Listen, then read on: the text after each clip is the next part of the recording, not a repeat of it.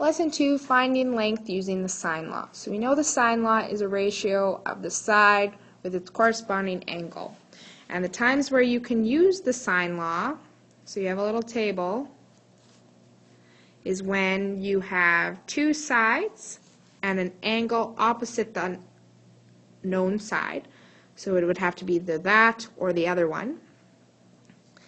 And you could also use it if you know two angles and a side. So it could be anything like that. So those are the two instances when you can use the sine law. So for example 1, we have triangle GHJ, and we want to find GH. So that is the same as small j. So we want to find small j. So we're going to set up all of our ratios. So we want to find j, so j over sine of 44, and we also know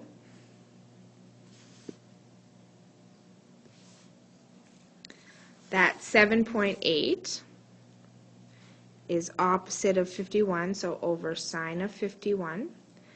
And we don't need to draw our third ratio yet, because once you know a numerator and a denominator of one of the ratios, you can use this to solve for the unknown. So all you have to do is make up two proportions where only one variable is left over. So we only have the j left over right here. So now we're going to solve for that j. So to do that, we're going to multiply both sides by sine 44, because it's in our denominator. And that will cancel this side out. So all we'll be left with is j, and on the right side we'll have 7.8 sine 44 divided by sine of 51. Now to type this in your calculator, it's going to be different for different calculators. If you have a Sharp, you will type in 7.8 sine 44 equals divided by sine 51 equals.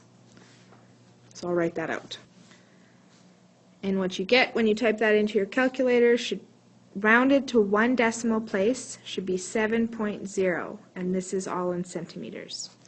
If you have a Texas Instrument or an iPhone or many other things, you're going to take 44 sine times 7.8 equals divided by bracket 51 sine bracket. So it's all backwards, and you have to put brackets in or else it probably won't work. So either you're going to do something like the top or something like the bottom. Figure out which way works for your calculator, write it down so you won't forget. If you can't get the answer, make sure you come see me, because all calculators are different and we need to know what works for your calculator. Okay, part B said we want to find h. So in order to find h, we need to know this angle. So one thing you have to quickly remember is that all angles in a triangle make 180 degrees. So angle h is equal to 180, subtract 51, subtract 44. So subtract the other two angles. And you should get 85 degrees. So this is 85. So now that we know the angle of h, we know that h over sine of 85 is our ratio.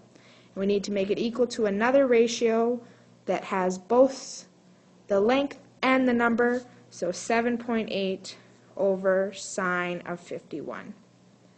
Now we only have one variable, so we're going to cross multiply, which is basically what we're doing. So we're going to multiply both sides by the denominator of this ratio, so sine of 85. So this is going to cancel out, and we'll be left with 7.8 sine 85 divided by sine of 51. Type this into your calculator the way that you know works, and you should get to one decimal place 10.0 centimeters. Example 2. A triangle has measures of 80 and 55 degrees. So when you have a word problem, just draw a quick sketch. So we have 80 degrees and 55 degrees. The side opposite of 80 is 12.0 meters, and determine the side opposite of 55. So let's call this A, B, C. This is our side C. So we're going to set up our ratios. So we have C over sine of 55 is equal to 12 over the sine of 80 degrees. So this is our opposite side. Now we're going to multiply both sides by sine 55. So in the denominator of the variable, these will cancel.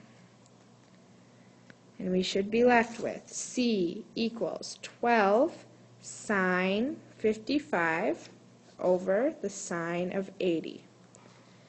Multiply and divide this out, and to one decimal place you should get 10.0 centimeters.